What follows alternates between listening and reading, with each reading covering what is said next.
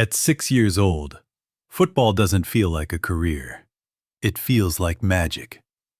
The ball is too big for your feet, the field feels enormous, and every touch somehow feels important.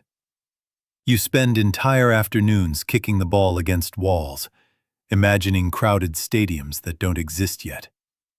At that age, you don't dream about money. You dream about becoming your favorite player. By 8 years old, adults start noticing you. Coaches talk differently when you touch the ball.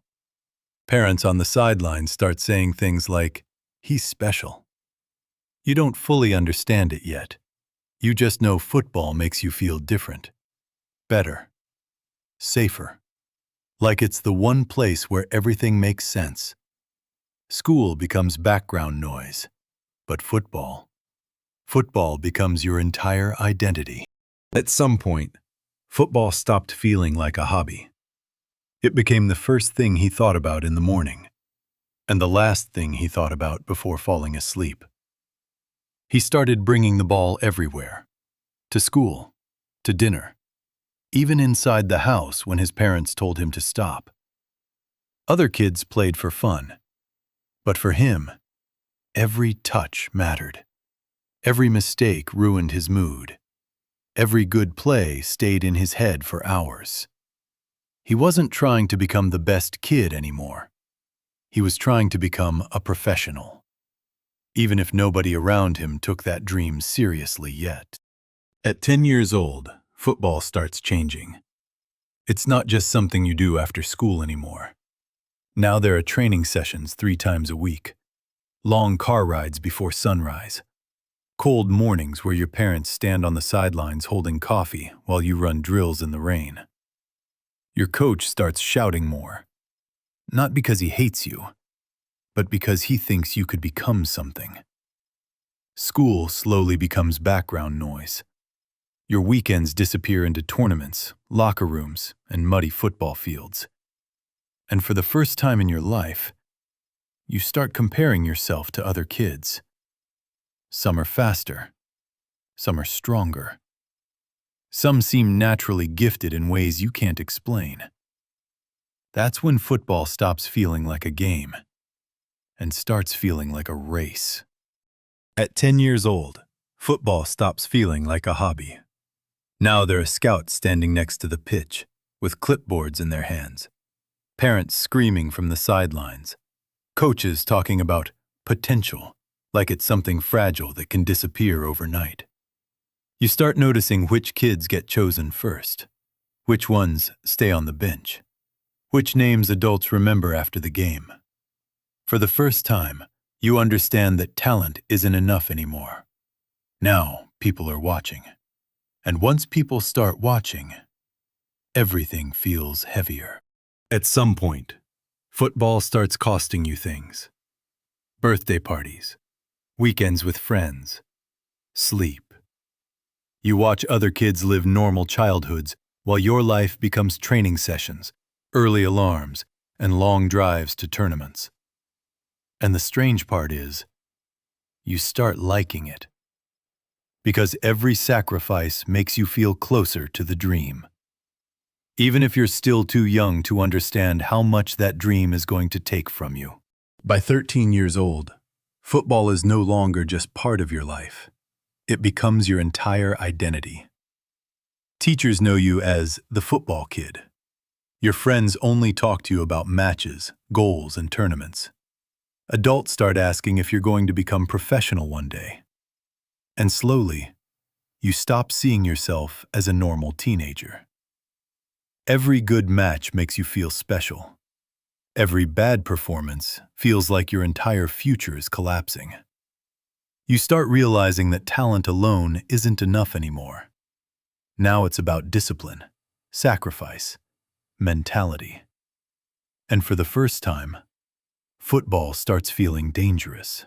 By 14, football doesn't feel local anymore. Now there are academy trials, scouts from professional clubs, kids traveling across the country chasing the exact same dream as you. And suddenly, everyone is good.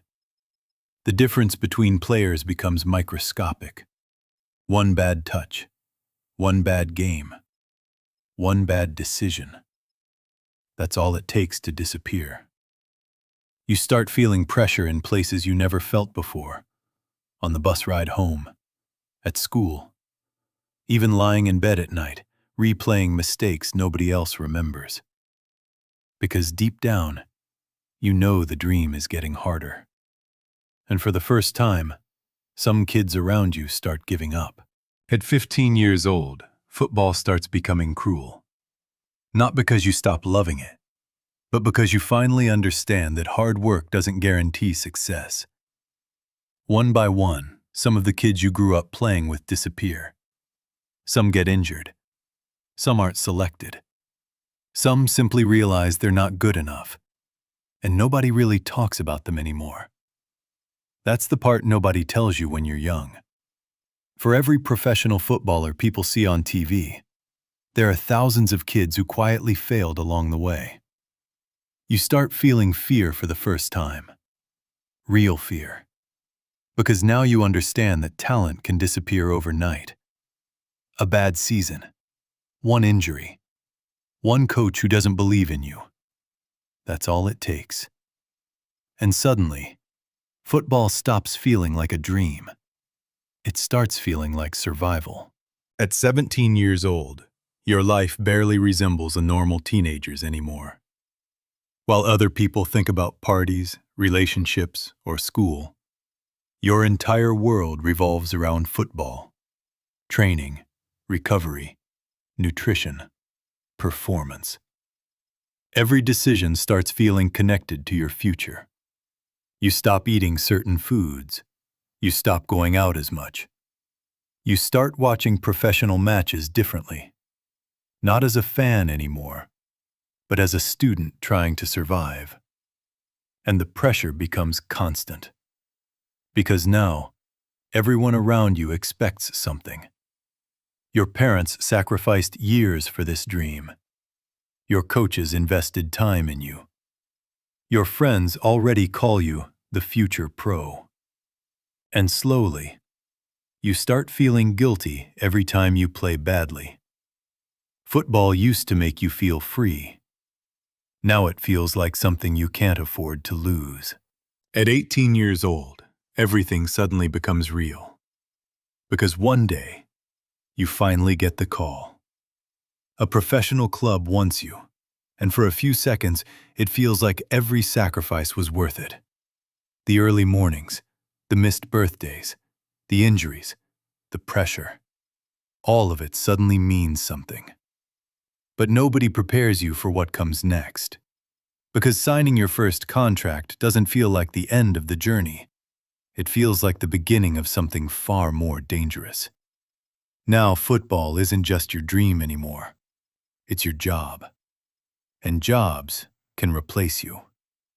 You arrive at the professional academy expecting celebration, but instead, you find hundreds of players exactly like you. Fast, talented, obsessed. For the first time in your life, you're no longer special. You're just another young player trying not to disappear. At some point, you stop recognizing yourself. Football used to be the thing that made you happy. Now it controls your mood, your confidence, your entire identity. One bad match can ruin your whole week. You become obsessed with statistics, performances, opinions, and comparisons. Every training session feels like an audition. Every mistake feels public. And even when you succeed, the pressure never really leaves. Because there's always another younger player coming, another talent, another future star. So you keep training, keep sacrificing, keep pretending you're not exhausted. But deep down, you start wondering how much of yourself is still there, underneath the footballer. At 20 years old, you finally become a professional football player. The dream you chased your entire childhood is now real. You play in real stadiums. Fans know your name. People online talk about your performances. And from the outside, it looks like you made it. But the truth is very different. Because professional football is nothing like people imagine. It's not freedom. It's pressure every single day. You're constantly judged, compared, watched. One good match can change your life. One bad season can destroy everything you built. And slowly, you realize that reaching the top was never the hardest part. Staying there is. At 22 years old, you're living the dream millions of people would kill for. You play for Real Madrid. You hear your name inside the Santiago Bernabeu. You travel the world. You earn more money than your parents ever imagined. And yet, you've never felt this mentally exhausted. Because fame changes everything. People stop seeing you as a normal human being. Every performance becomes public discussion. Every mistake becomes headlines. You start distrusting people. Some only care about your status. Others disappear the moment you struggle. And the loneliness becomes strange. Thousands of fans scream your name every weekend. But most nights, you still come home alone. That's the part nobody sees. The higher you climb in football, the smaller your real world becomes. At 29 years old, football starts feeling different. Not mentally, physically. Your body no longer recovers like it used to. Small injuries become serious problems. Pain becomes part of your daily routine. And every match starts carrying a silent fear in the back of your mind. Because now, you understand your career can end at any moment.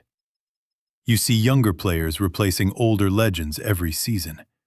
Faster players, stronger players. Players who still have time. And for the first time in your life, you start thinking about what comes after football. But that thought terrifies you. Because football has been your entire identity since childhood. Without it, you don't even know who you are anymore. And one day, it all slows down. The stadiums become quieter. The cameras slowly disappear. And football stops being your entire world. But sometimes, late at night, you still think about the kid you used to be. The one who fell in love with football for the first time. Before the pressure. Before the fame. Before fear became part of the dream. And maybe that's the strangest part of all. You spend your whole life chasing football, only to realize that the moments you miss the most were the ones when it was still just a game.